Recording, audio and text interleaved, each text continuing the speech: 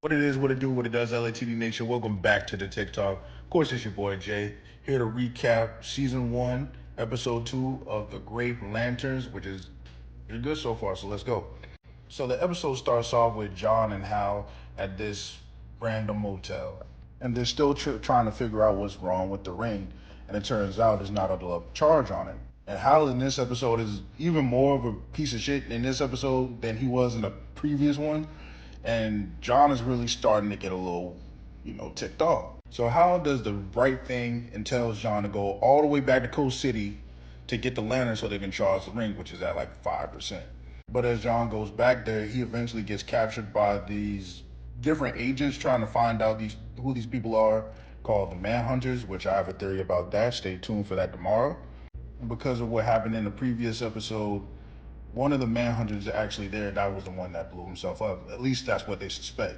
So back in Rushville, Hal is trying to figure out which one of the dead bodies was a Manhunter or just an alien in general. Like, why were they here?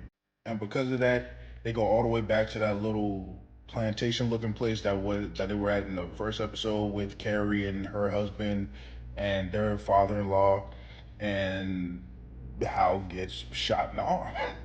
Alan comes back to Rushville and hooks up with his, the little boo thing from last episode. You feel me?